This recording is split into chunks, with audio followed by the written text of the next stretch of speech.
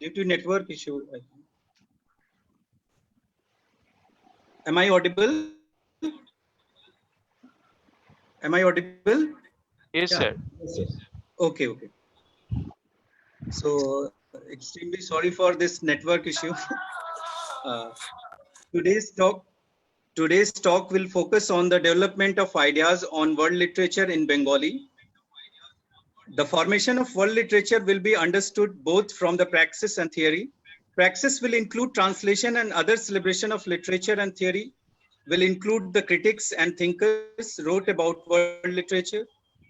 This talk will reconceptualize world literature in the context of Bengali, the Bengal's history, connection with the India's neighboring countries. The title of the talk is Understanding World Literature from Bhasa Perspective. And for this talk, I would like to welcome Professor Dr. Minmay Pramanik, who is currently head and assistant professor at the Department of Comparative Indian Language and Literature, University of Calcutta. Besides academic responsibility, he also manages several administrative responsibilities. His area of interest is translation, Dalit literature, Indian narratives, and world literature. Recently, he has completed a major research project on India-Burma relations under UGC UP grant. He worked on three-time migration of Indians from Burma. Besides collecting oral narratives of migration, he also collected Bengali diasporic literature from Burma. In his current research, he is trying to locate Burma in larger history of partition. He is also practicing translator, translates from Hindi, English, and Bengali. His translation of Sharan Kumar's Limble's Dalit Sahityaka Saundar Shastra into Bengali, and that is the first translation of Limble in Bengali.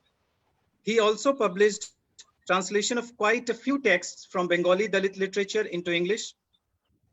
He contributed extensively in the EPG Pathsala. He writes on the translation and Dalit literature both in Bengali and English. He delivered almost 20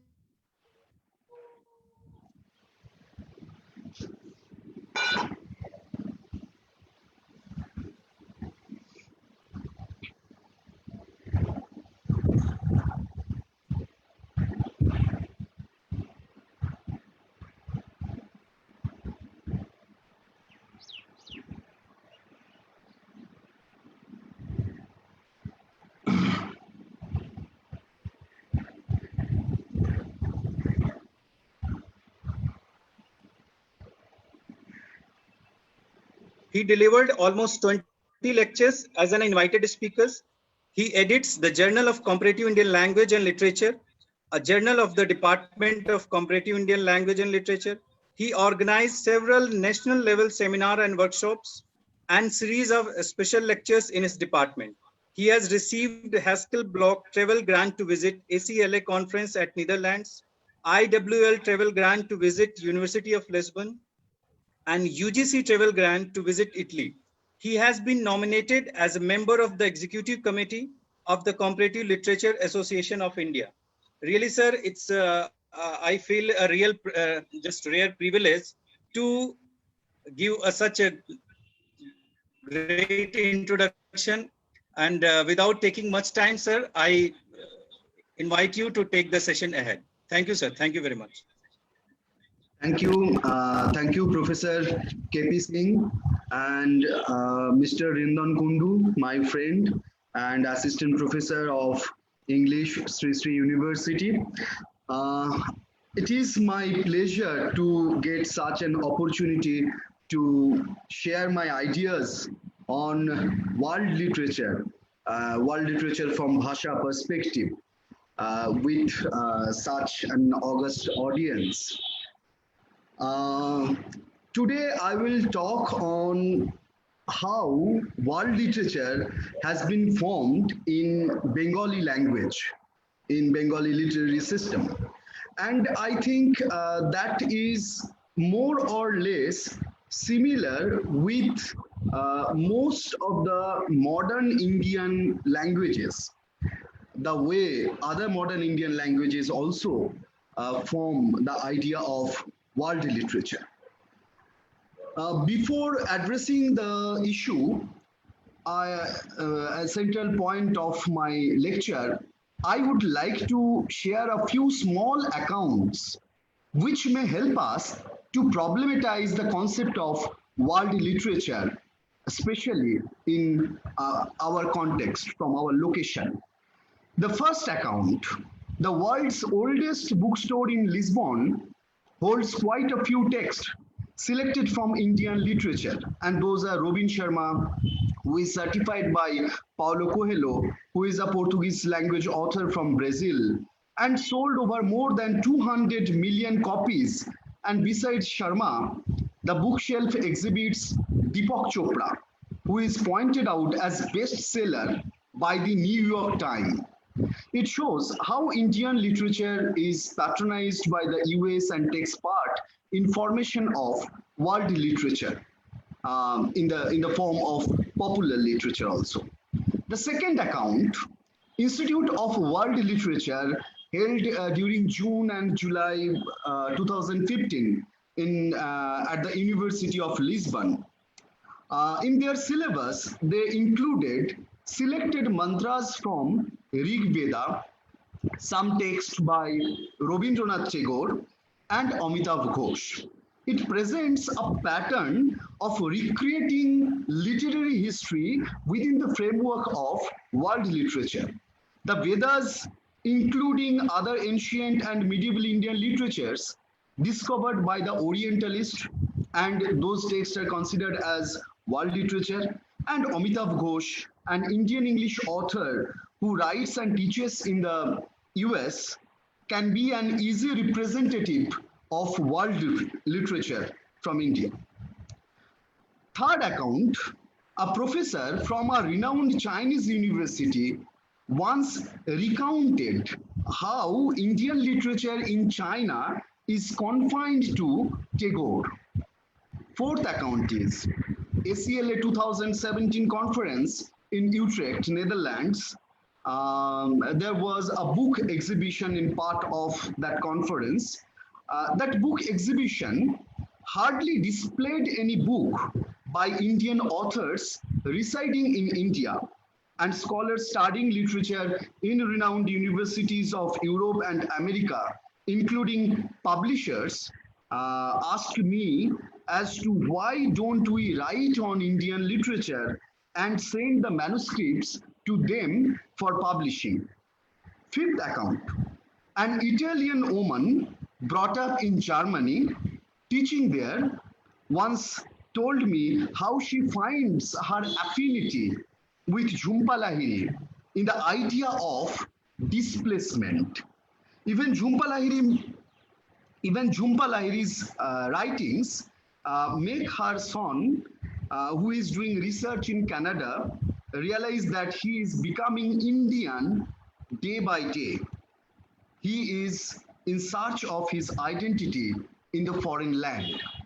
And sixth account and the last account before going into the central issues of my lecture.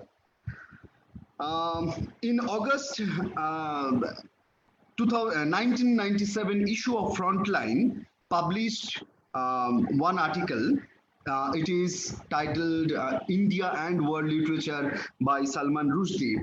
And Rushdie wrote there, the prose writing, both fiction and non-fiction, created in this period by Indian writers working in English is proving to be a stronger and more important body of work than most of what has been produced in the 16 official languages of India, the so-called vernacular languages. During the same time, and this new and still burgeoning Indo-Anglian literature represents perhaps the most valuable contribution India has yet made to the world of books. The story number 5 shows how the Indian literature is perceived as the literature of displacement, and that is quite a private reading of a text with a national identity.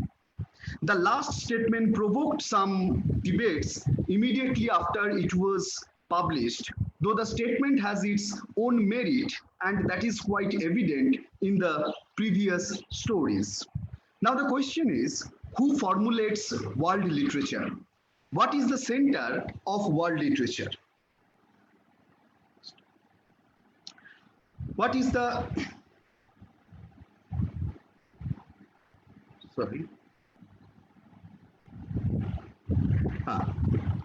Okay, just a minute. Let me share my screen. Yeah, and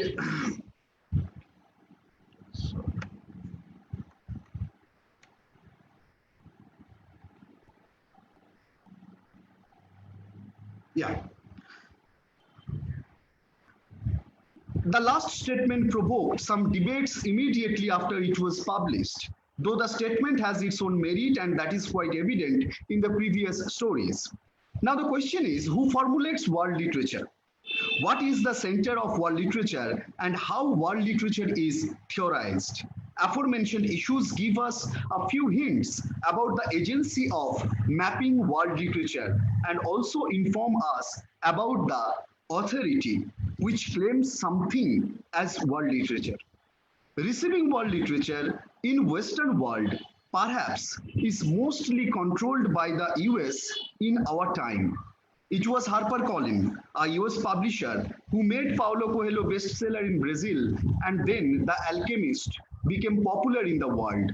There is again a US publishing agency behind Robin Sharma and Deepak Chopra, due to which their works were selected for being translated into Portuguese and to be sold in a monolingual country of Europe, Portugal.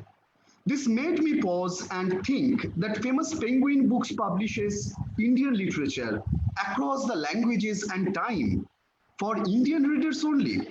The journey of Amazon.com to Amazon.in is a journey from global to regional.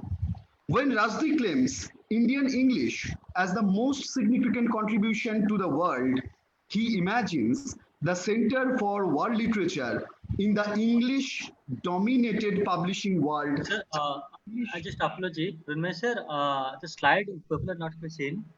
Can you share the same slide once again? Okay, sure. It is very remote. Yeah, sure.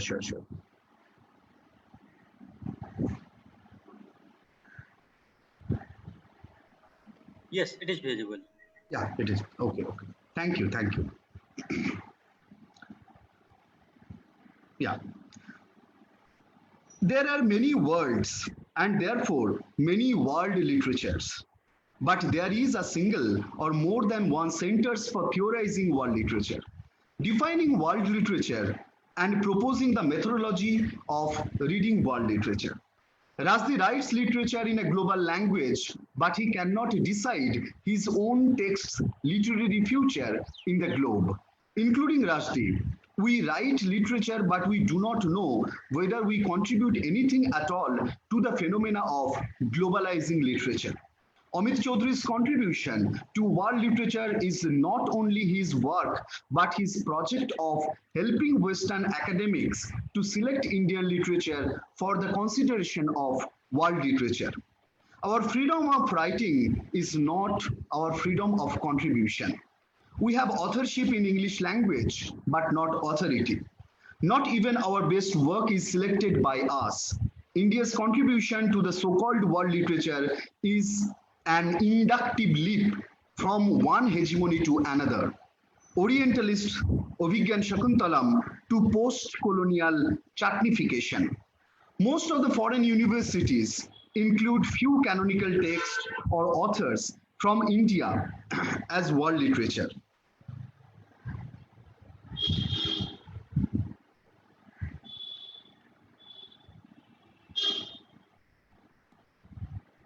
We do not have authority to decide or to claim our contribution, and we cannot prescribe our own literary consumption too.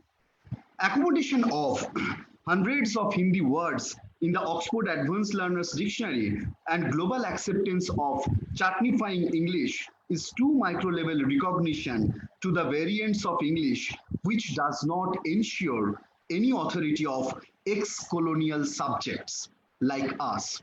But I strongly believe, as Rene Wellek said to Shishir Kumar Das, that one should do what one can do.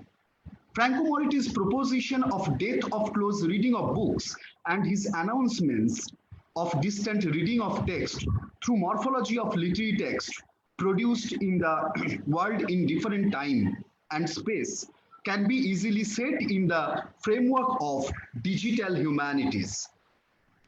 Through the medium of English, peripheral representation of non-European languages on the World Wide Web creates obstacle to have distant reading of world literature through Bhasha or through any other marginal language in the digital world.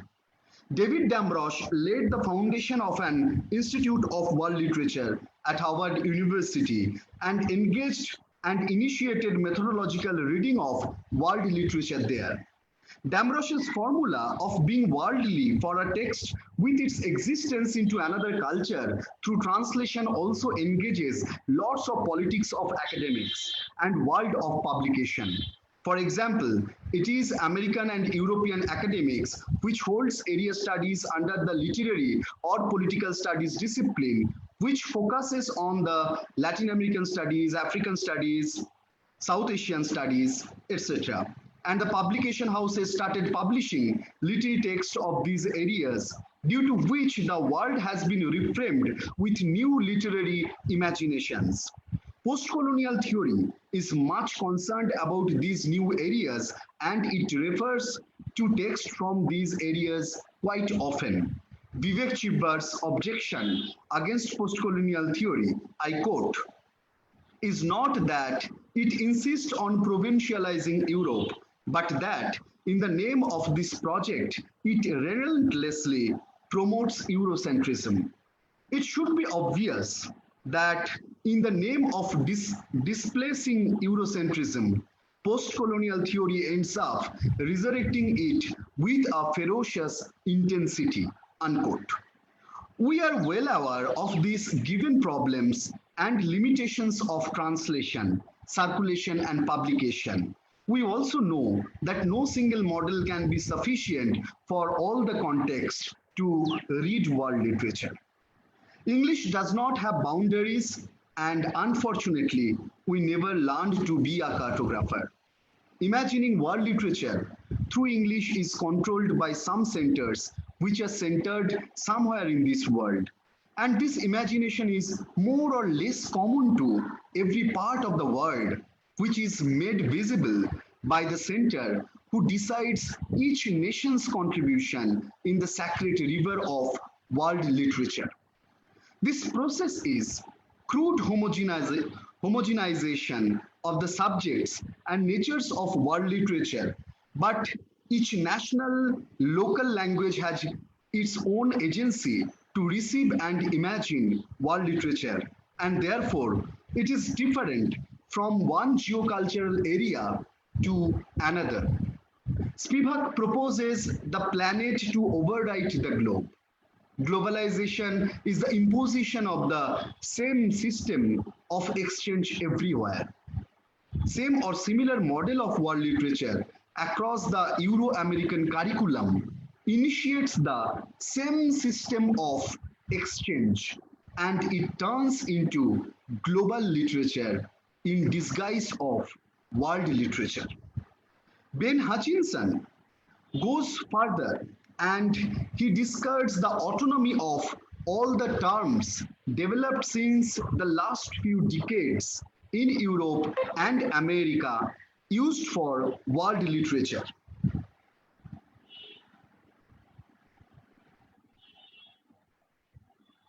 Interestingly, he talks about Tagore and Spivak, identifying them as Bengali thinkers, along with Buddhadev Bose and Dipesh Chakraborty. Hutchinson's radical statement is, I quote, universalism, planetary, republicanism. Such metaphors describe both comparison and comparatist, competing for attention with ever more inflated concept of how world literature really works, unquote. Crossing the Euro-American models, let us move forward to Ngugi Thiong's idea of globalectical. As William Blake saw eternity in an hour, Ngugi wa Thiong argues for an ethics of reading that assumes the interconnectedness of time and space in the area of human thought and action. This globalectical approach reads every center as a center of the world and each text as its mirror, unquote, which subscribes to the idea of multiplicity of canons.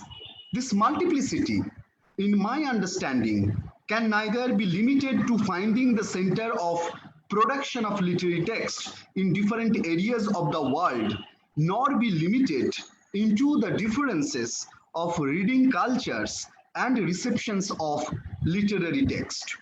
To establish a claim on theory and methodology of formation and reading world literature, academics must acknowledge the multiplicity in the process of receiving world literature, which must be different across the cultures. Ji Han, a Korean comparatist, with reference to the Norton Anthology of World Literature, the Longman Anthology of World Literature, and the Bedford Anthology of World Literature, says, I quote, "This unilinear typology of world literature, the polychronic literatures of minor countries and people have had little chance to be properly represented. And by the term minor, she means less sophisticated and regional, non-Western literatures."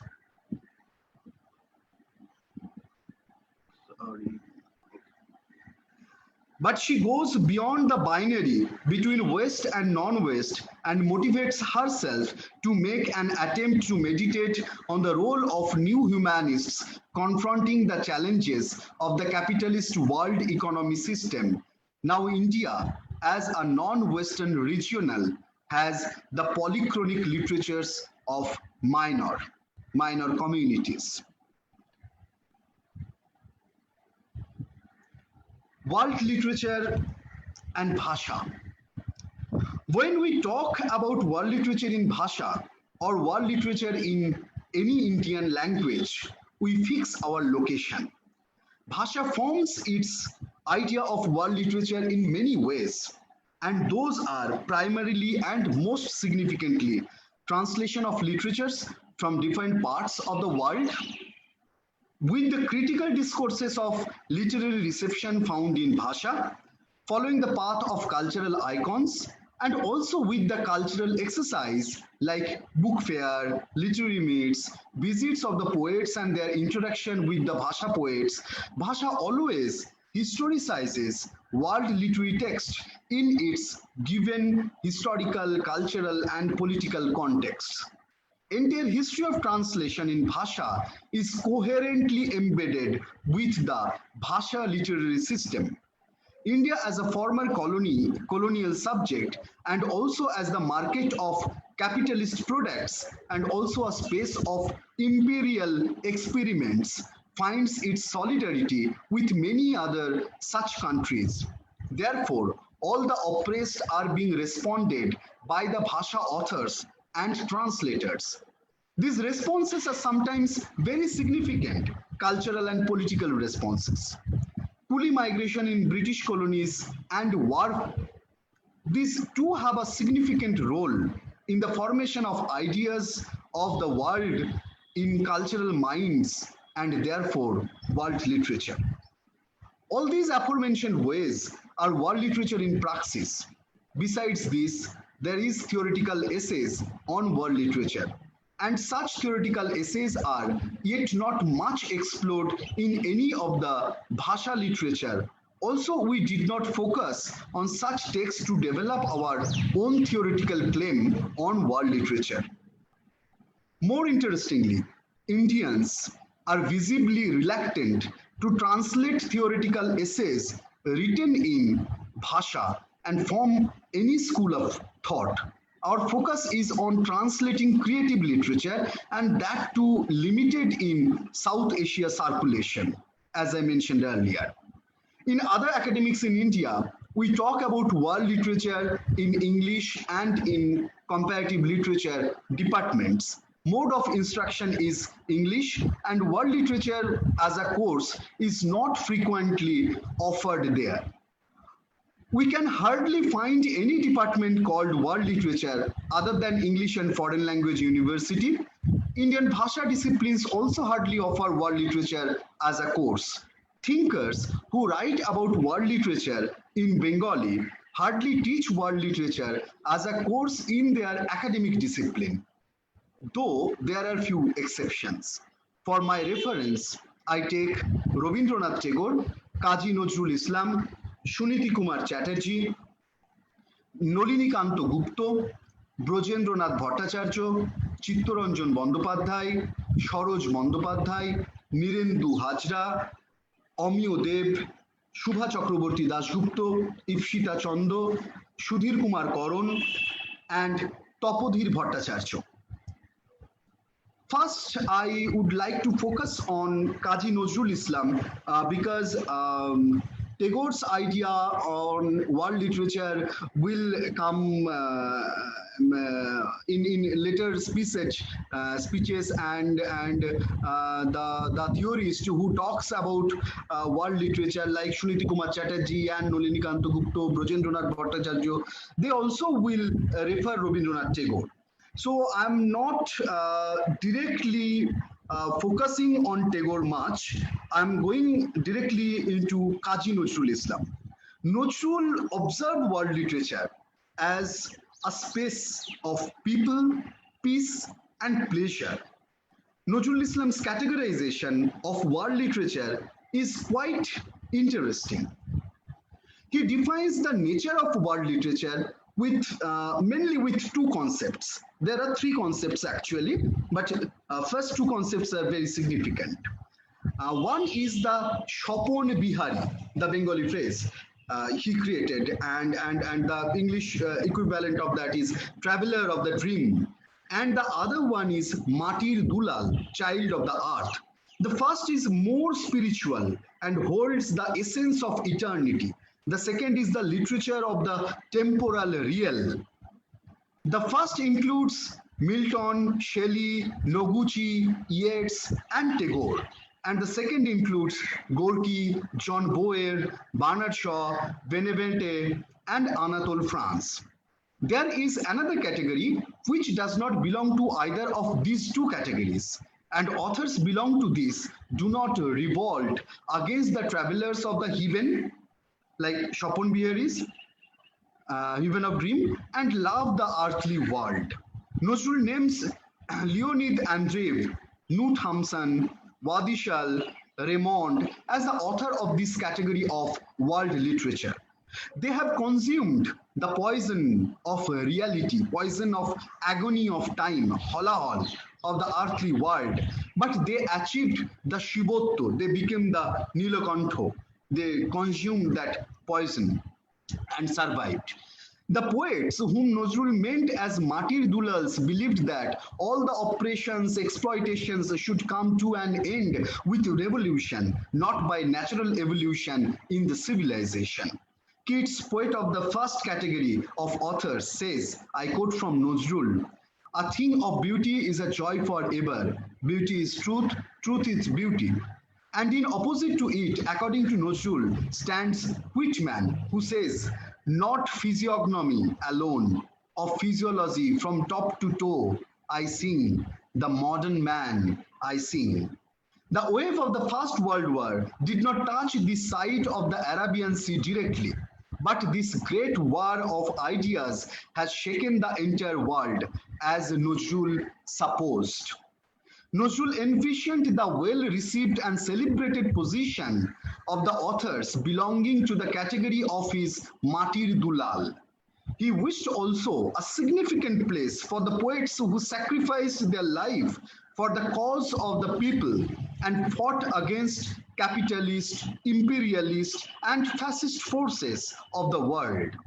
He named Merezhkovsky and Pushkin, for example. To him, Dostoevsky is more adorable than Tolstoy. Nazrul believed that Tolstoy's God and religion is insignificant in the context of the suffering of the people of Russia under the Tsar rule.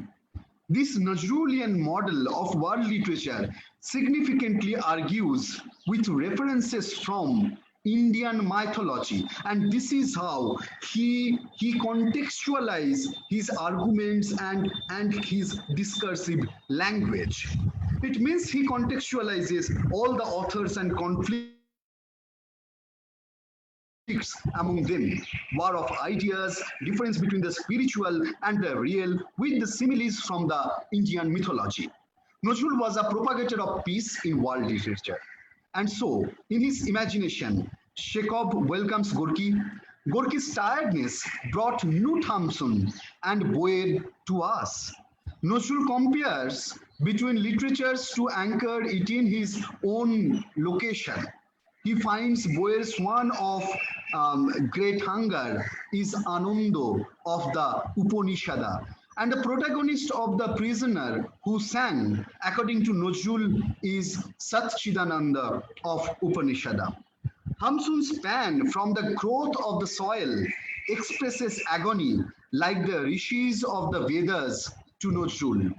And mind gets a piece in these agonies from the Lagerlof's fairy tales. Nazrul moves towards Scandinavian countries, small nations of Europe. He listened to Noguchi's The Sound of the Bell That Leaves the Bell Itself. Listen to Tagore, I quote, I listen to your song because I sing in the silence comes at the end of your song. He dreams of Persian music, Arabian flute, Turkish dance, and Keats, thou wast not born for death, immortal bard. This is how one recreates one's own heritage of thought and act, own map of literature, own narrative of people, peace, and pleasure. Nazrul's world literature is not composed with the literatures translated, but literatures inherited by a serious reader and thinker who is a part of a collective of the literary receptors of the time. The next is the concept of Vishwa Manav Mon, mind of the universal man, and the idea of world literature. Creating any literary corpus is not a work of an individual, but a collective. Thinkers of world literature, being a serious reader of wider literary space and seeker of truth of human creations across the time and space, contribute to build an idea of world literature in the public. Suniti Chatterjee, a renowned linguist and cultural theorist, a close friend of Tagore, argues that we have to know the mind of universal man into our own language, and that is the purpose of literature. He took German and French on the same pedestal to Bengali literature and compared them with Bengali, saying that these languages have their own corpus of literature, which is created by some beautiful minds of the world. Interestingly, Chatterjee invokes Indian literatures in his understanding of world literature. He includes, to name a few, for example, ancient Tamil Sangam literature, Kalidasa, Madhusudan Datta, Bankim Chandra Chattopadhyay, Rabindranath Tagore, besides Dante, Shakespeare, Molière, Goethe, and ancient and medieval Chinese and Japanese poems and narratives. He also talks about Veer Gathas of different communities, which talks about Loka Nayaka, the local hero, folk hero, as history of the community. Besides myths and Shahnama and Arabian Nights. Chatterjee talks about all these in 1961 and the time observed imparity between the community's idea of the world and its translational response to the world literary spaces. Interestingly, Chatterjee's canon of world literature naturally is selection of the best from different languages. He did not reject some text from Kannada and accept from Tamil, but the method of selection, I assume, happens more locally by the community itself. The literature owned by the community represents the community in return and participates in formation of world literature in a given context. Chatterjee's proposition is that the target culture's role in forming world literature is not that of a passive receiver, but an active contributor. In Vishwa Sahitya, Brojendranath Bhattacharya was very much conscious about mere textual comparison of literature, and he warns that this kind of literary criticism often put two literary texts in a hierarchical relation.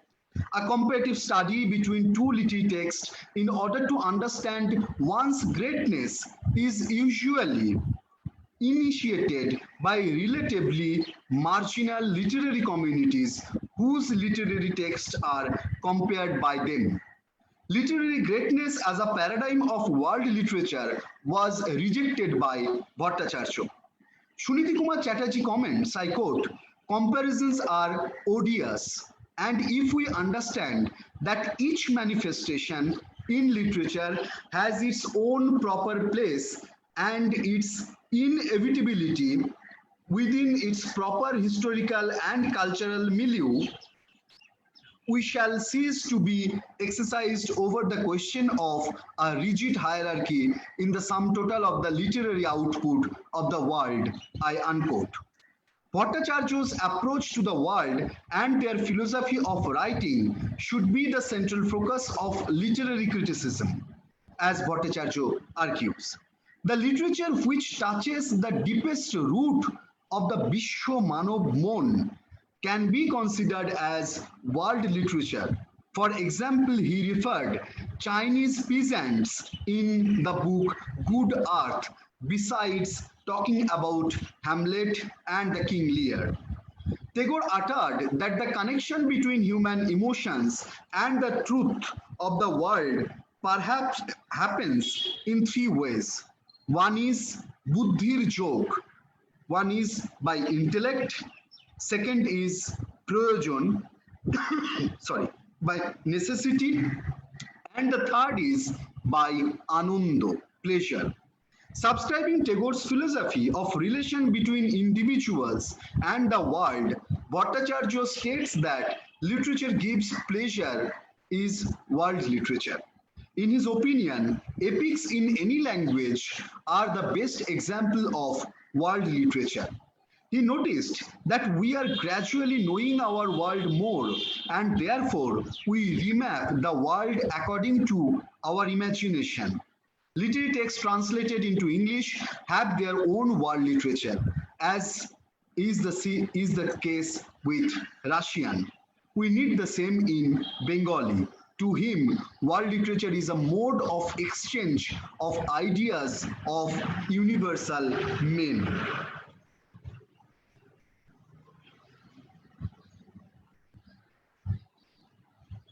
Chittaranjan Bandyopadhyay in 1960s claimed that we are yet to have an era of world literature, though Goethe in 1827 wrote to Ackermann that the age of national literature is getting less significant gradually. Bandyopadhyay says that we are now getting more interested in foreign literature, and we observe frequent use of the term world literature. He understood world literature as a literature that crossed the spatial and temporal territories. That is quite a common character of world literature in our common perception.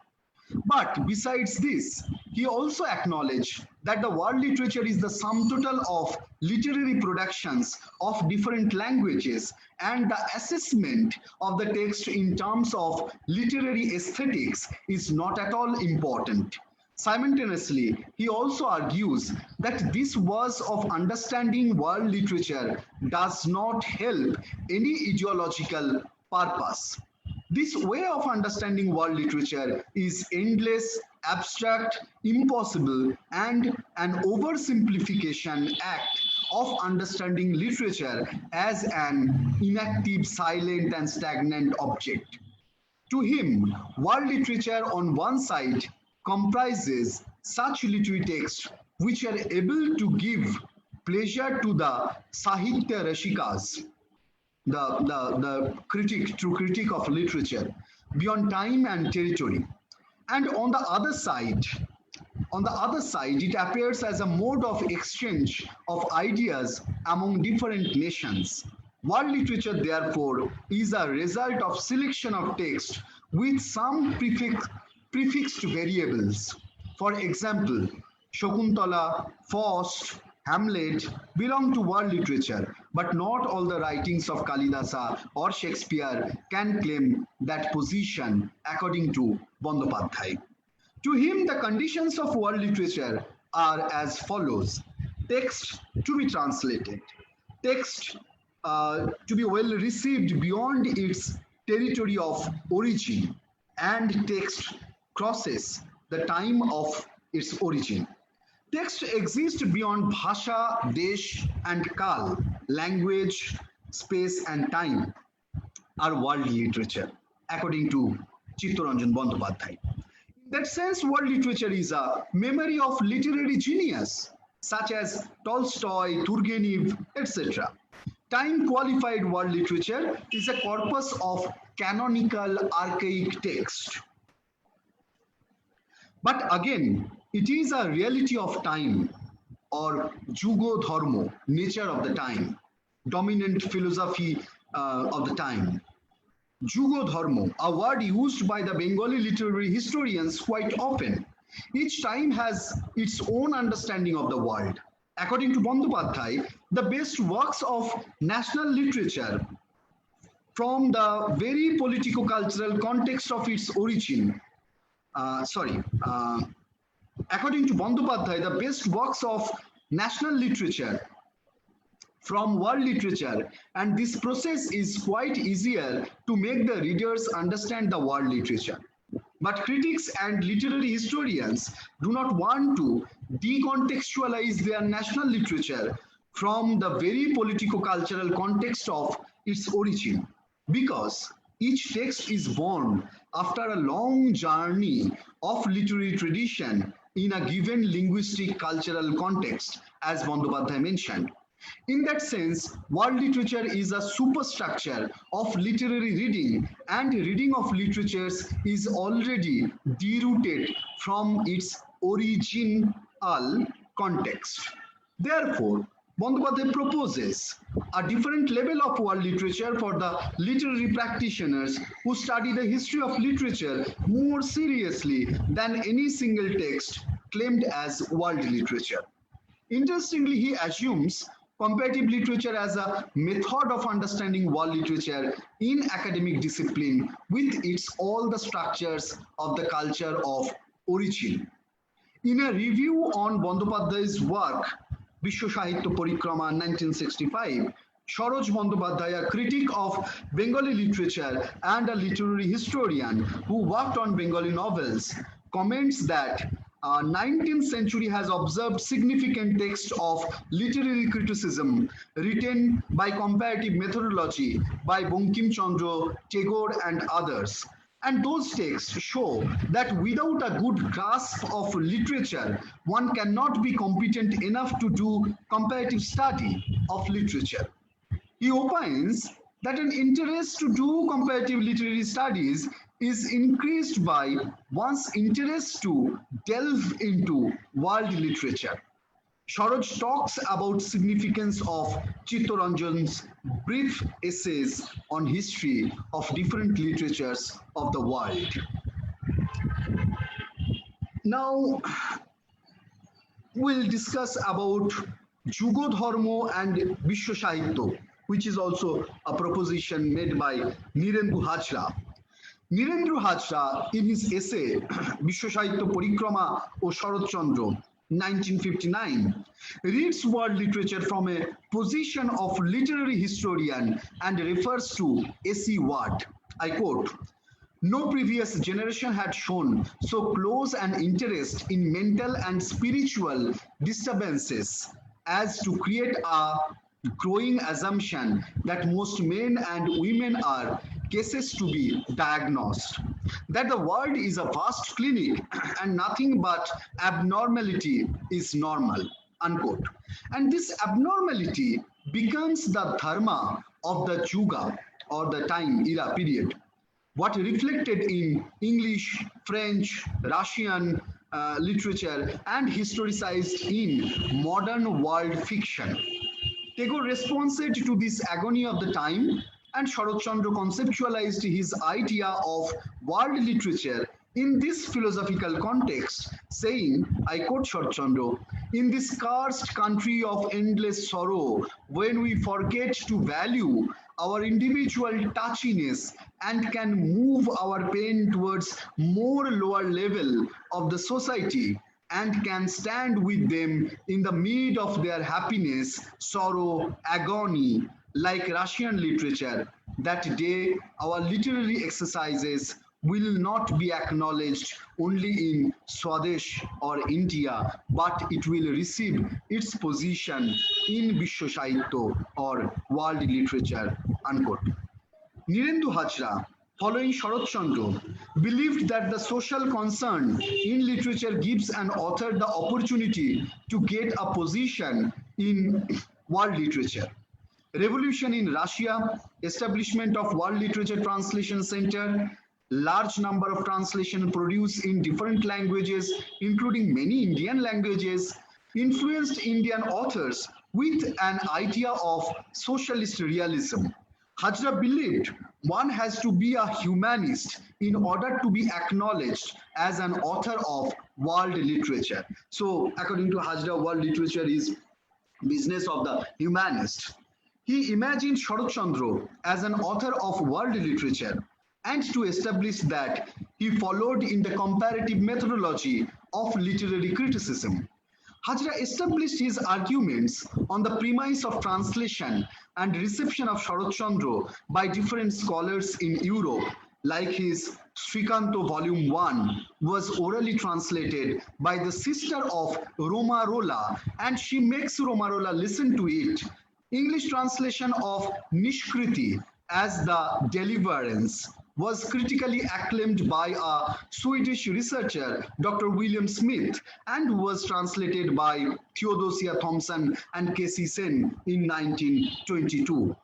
Besides this, Hajra talks about Italian, Russian, Lithuanian translation of Sharat Chandra. His proposition of Sharat Chandra's position in world literature is not only supposed by the translations in different languages of Europe, but also by the overwhelmed assessment of him by the renowned authors and critics of Indian literatures like Vishnu Prabhakar, Adappa Ramakrishna, K.V. Ramareddy, Ramanlal Gandhi, Pannalal Patel, Govardhan Tripathi, Mahadev Haribhai Desai, Ishwar Patlikar, Chunilal Madia, and Ila Chandra Joshi, and many more.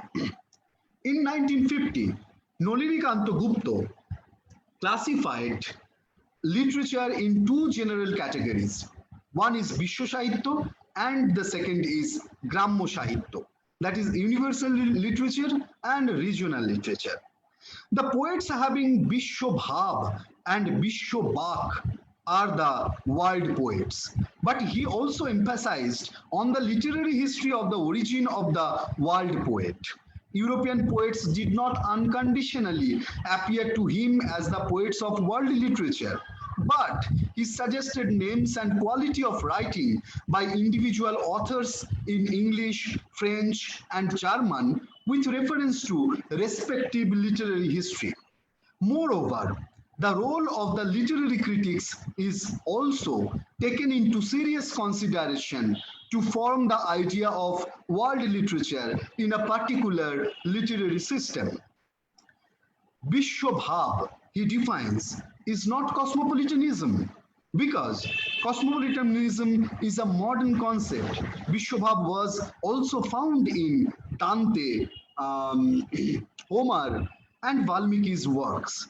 It transcends the boundary of Desh and Kal. To him, Vishwa Sahitya is Prokrito Sahitya, real literature. And the philosophy of Prokrito Sahitya is subspecie eternitatis, which means from the perspective of the eternal in Spinoza's philosophy. Towards the end of his essay, he mentions the literature of Maori, Santhal, Bhil, especially their gathas, gatha literature, ballads. Gupta could not overtly mark Adivasi literature as world literature, but he has hinted so. Chinmoy Guha and Kunal Bosu's interview entitled Dibhashik O Bishwa Nagorik focused on how one can hold the idea of the world and become a global citizen with reference to reading literatures expressed in two languages. Chinmoy Guha himself holds this idea of global citizenship in his Bengali writings on literatures across the world. His writings unfold an expanding world of literatures. Similar idea can be found in the English translation of Meghnad Bodh Kabbo and a literary epic by Madhusudan Datta, which was published in 1861. The translation of this literary epic by William Radice, and especially in his dedication page of the translation. He dedicated this translation to Robindra Kumar Dasgupta, an Oxford-educated Bengali, Topon Rai Choudhury, an annal school historian taught at the Oxford University, and Ghulam Murshid, a researcher and a professor at School of Oriental and African Studies, University of London. In his dedication, Radice writes, Tomra Shokole Tribhubon Joi Rone, and one can appropriately dedicate a classic by Madhusudan Datta to those only who have won the battle of the world, and the Meghnad Bodh Kabbo is a text of world literature. To reason of perhaps the probable reason of dedicate this epic to these three Bengali scholars is Madhusudan Datta was well exposed to European literature and inherited European literature also in his writing, and these three scholars are well known in Europe. Brihat Bharat and world literature. Sorry.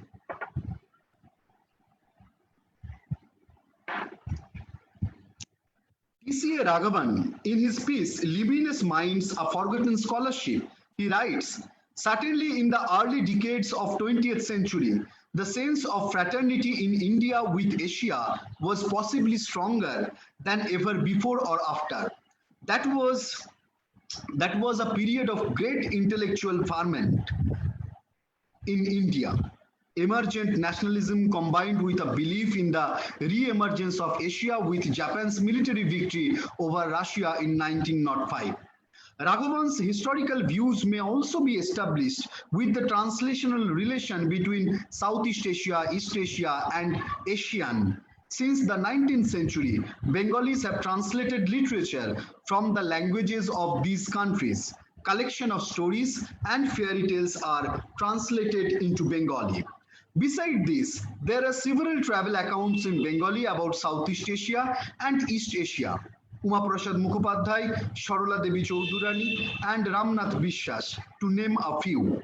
Sunita Kumar Chatterjee in his Bharat Sanskriti o Brihattara Bharat, which was published in 1943, talks about India's cultural and spiritual mission to enter Southeast Asia, Asian, China, Japan, Korea, Tibet, Sri Lanka, and the Arab. According to Chatterjee, India had its cultural and spiritual civility mission in different countries of Asia, and only China was comparable to India to contribute equally in Asian cultures. He talks about India's literary and philosophical influences in culture and thinking of these Asian countries. Chatterjee, as a linguist, also established India-Southeast Asia cultural dialogue with the study of comparative philology. His experience of traveling to these places, which Tagore accounted in his book Robindranath o Dipomoy Bharat. Tagore's path to the world is also of a new interest to the Bengalis to discover the literature of those places following Tagore. And this is how literary relations with China, Japan, Korea, Southeast Asia, and Latin America are re-established.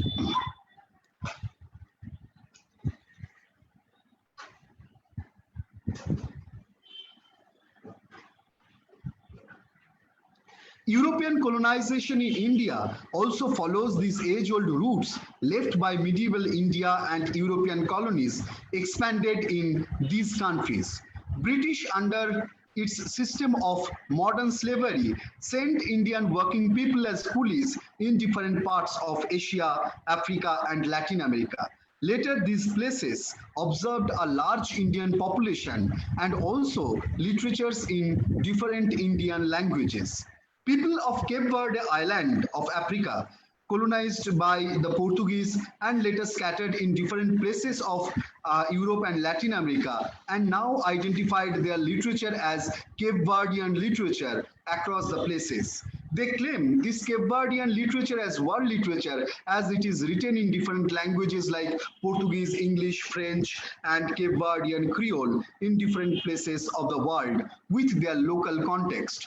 Indian Hindi also has a largely similar position, and Tamil, Malayalam, and Bengali have quite a few instances, and obviously Odia has quite a few instances of literature produced in former British colonies. On my visit to Rangoon, I found few Bengali literature unarchived and rare, which certainly extend the horizon of Bengali literature as a world literature in Bengali. Those magazines were published 60 years ago from today. Earlier I mentioned the same model of world literature in different syllabi forms it as global literature, because it observes the same text of literary spaces to interact, like globalization. The way Bengali thinkers conceptualize world literature, understand it as more of a spiritual, and a true world literature can give you an Upanishadic pleasure. Moreover, in our common perception, best of the world literatures have a taste of eternity. Desh, a literary magazine in Bengali, published its latest volume on Shakespeare on 2nd August 2020, and his reception in Bengali in order to understand the relevance of Shakespeare across the time, especially in this time of pandemic. The editorial note by Suman Sengupta refers to Rabindranath's few lines on his realization about the eternity, which were penned down by him on the following day after his son Shomi passed away. While Tagore was traveling by a train, he realized that we do not lose anything. Everything is there within everything, and he himself exists in that eternity. Sengupta writes, one can write so only if she or he has a Vishwa Manon. Tagore had so, and so did Shakespeare. Bengalis have at least 4 Kavi Gurus: Kalidas, Shakespeare, Goethe, and obviously Rabindranath. All these Kavi Gurus have Vishwa Manon, eternal and spiritual realization of truth. There is also a category named as Bideshi Sahitya, foreign literature, which is of the other and yet to be considered as world literature unconditionally. Because when you call some text as world literature, you own it. But we left a significant category of world literature, which is most influential culturally in the context of Bengali. It is called Antarjatik literature, that is international literature, which is accompanied, uh, which is which is accompanied by left politics. World Literature Translation Center, Moscow, Beijing, translated and circulated large numbers of people's literature in a nominal price in all the nook and corner of Bengal and many other parts of India. These translations were so culturally rooted that generations after generations hold these books in their cultural memory. But the idea of Antarjatik or international was more popular by the Ganasangit, a genre of revolutionary song and integral part of left cultural fronts. Subroto Rudro wrote in the introduction to the book of collection of Ganasangit that the song which protests against people's sufferings and shows people the way to achieve a happy life is Ganasangit. He quoted Hemango Bishwa's comment on Ganasangit where Bishwa says, where the flow of Sadeshikata mixed with the sea of Antarjatikata of proletariat, that Mohana is the birthplace of Ganasangit.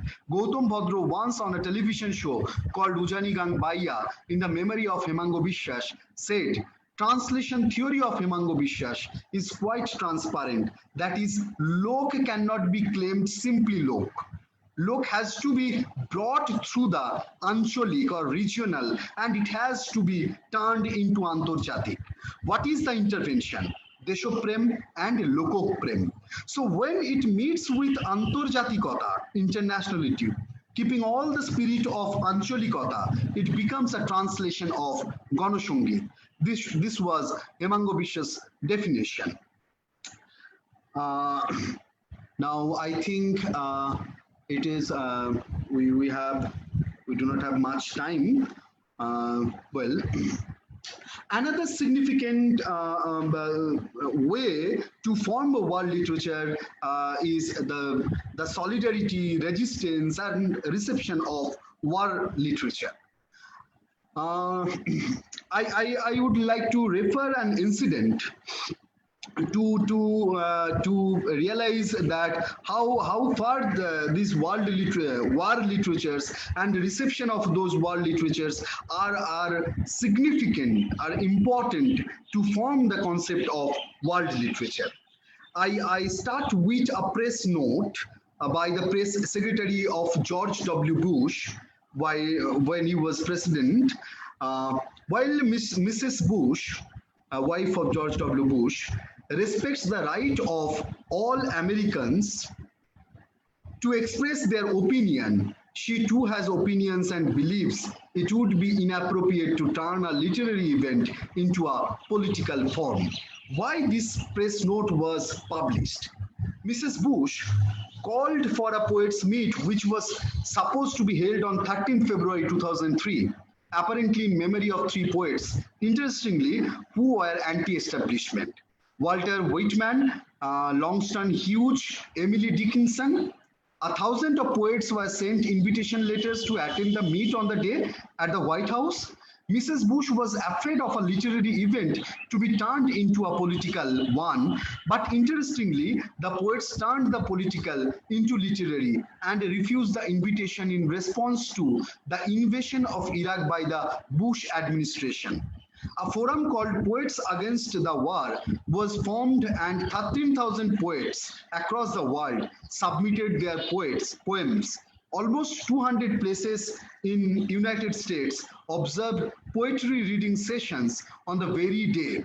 Mrs. Bush's program was supposed to happen, though before this the press note was released, and Ankur Saha, a Bengali translator, translated a few poems into Bengali from this collection and from this forum of these Poets Against War. in a Bengali journal, Kobi Sammelan in 2008, and Shankho Ghosh published Iraqi Juddhe Chhayai in 2010, a translated book of poems in solidarity to war victims. War as an international political incident works as a driving force to reinvent the nations while sharing the literary merits. Afghanistan, Israel, Palestine, Gaza, and Iraq are rediscovered from a literary perspective and connected with the worldly imagination in Bhasha. Kamlesh Sen and Ashit Sarkar edited a comprehensive book of Vietnamese poems of revolution in September 1972, in which they wanted to reflect and present the changes that happened in Vietnamese literature after the August Revolution. And when, sorry, when I'm talking about world literature translation and its reception, it is quite important to read this world literature and literary reception with the cultural entire cultural system, entire cultural context. And I would like to show an 1-minute video that why Vietnamese literature was so popular and why world literature is so quickly received and the translators react against the war victim. Perhaps this video has some answer. It's just an 1-minute video.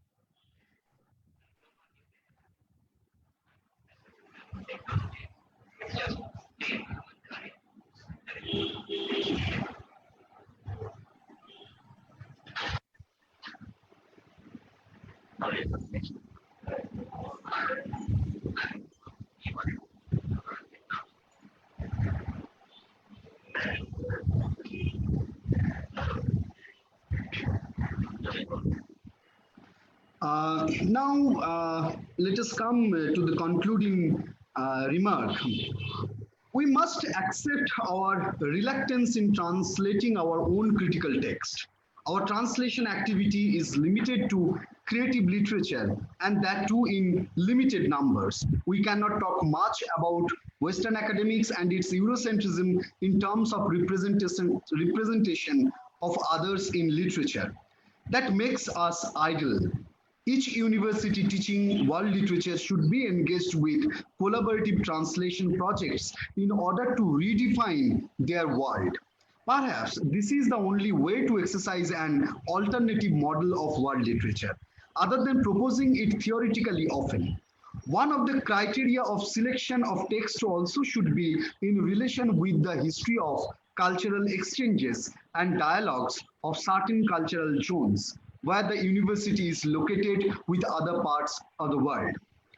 Besides, we need a history of the formation of the world in certain cultures and finding its relation with the literary world.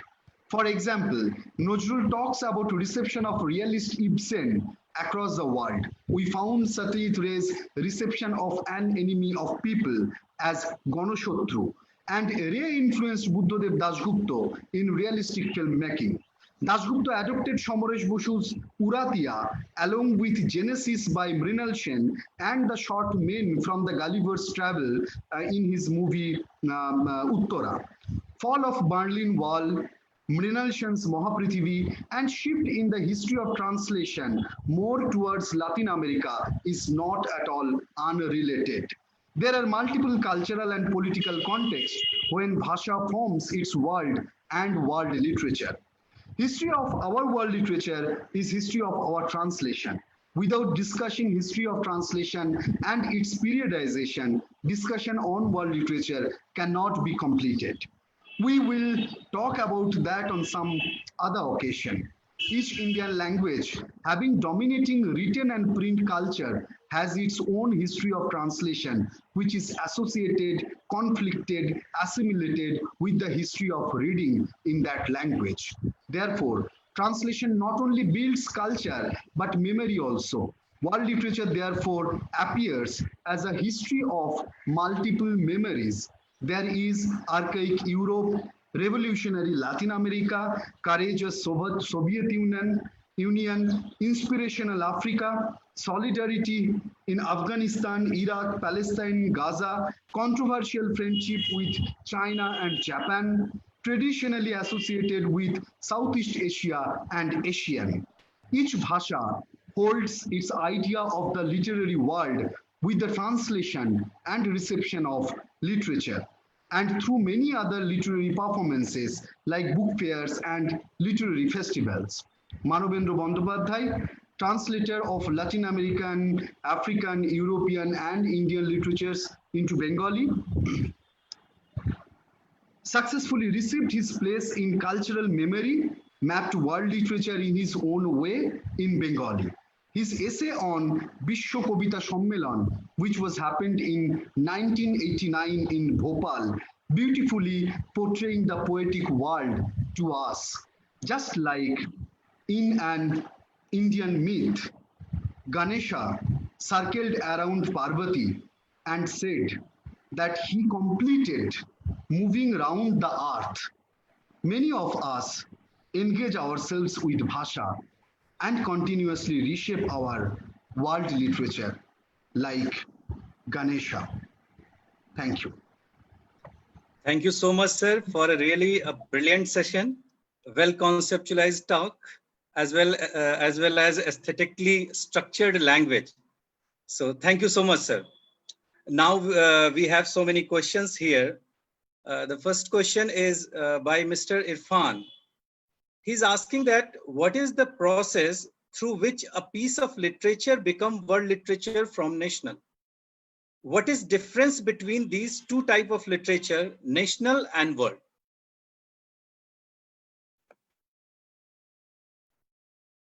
Sir, question is audible?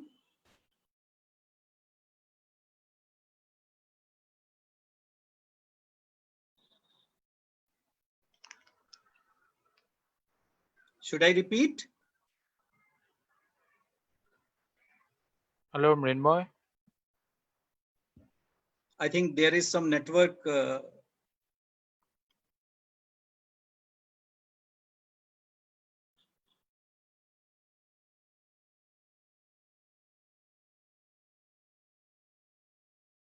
Yeah, sir, please unmute. Sir, unmute, please. Yeah. Yeah. Thank you, sir. Now, one question is from Mr. Irfan. He's asking that what is the process through which a piece of literature becomes world literature from national? Okay.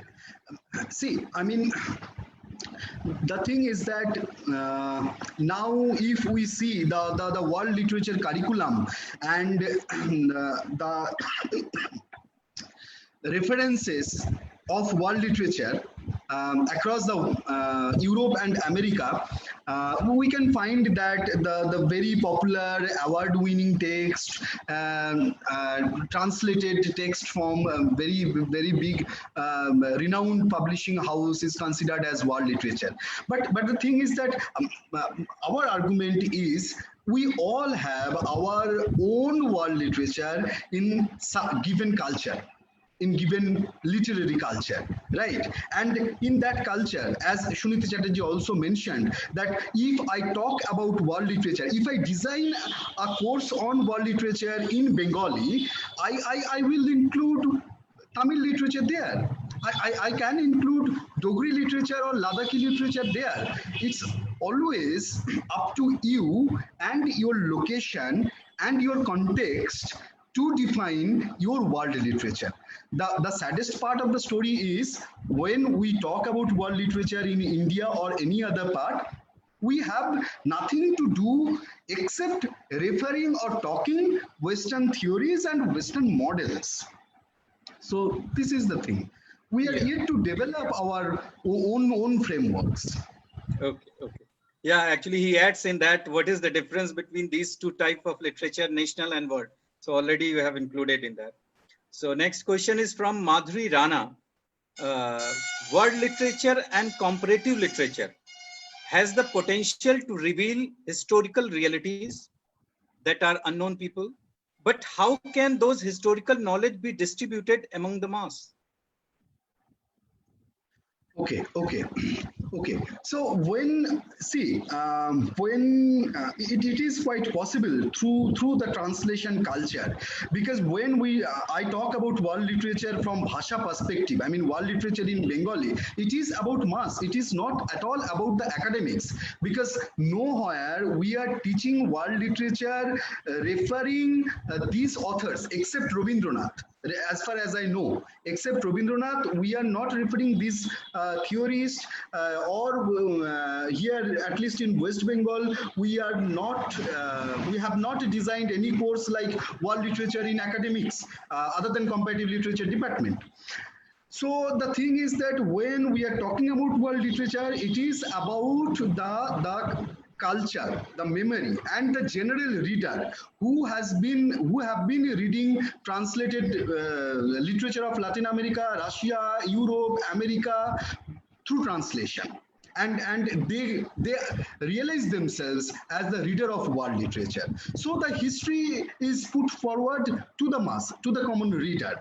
And for interesting thing, I couldn't take those example in my lecture. There are several essays on the history of world literature, like the history of European literature, history of Australian literature, and you will be astonished to know that 2 volumes of American literature, history of American literature, was published in 1950s.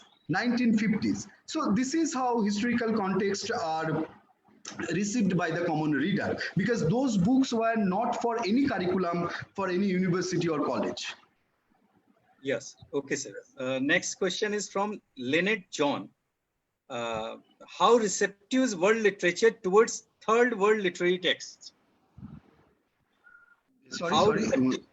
How receptive is world literature towards third world literary texts? Okay. Now the problem is that all these division of first world, second world, and third world is not much significant in our academics, but whatever I can understand from your question, that you are talking about perhaps the South Asian literature, Latin American or African literature, right? If it is so, then you can find that since 1960s, the literary circulation by Penguin Books and other world renowned publishing house has been shifted drastically towards these literary zones. And now you can find area studies is well established department in different literature department across the world, and area studies include Latin America, Africa, and all these areas for literary study. And if you see the world literature curriculum in any of the university of the world, you can find that there are corpus of text from Latin America, Africa, and India. So it is included. Yeah, well said, sir. I think we have so many questions here in the chat box I'm receiving. So one more question I would like to ask from Ajay Chochar.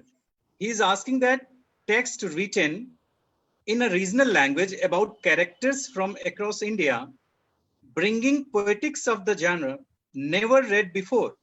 mixing it with ideologies prevalent at the time, read by post-millennial readers, can it be called a work of world literature? If yes, how? Should I repeat? Yeah, it is quite long statement, It's and then long, that's why I said.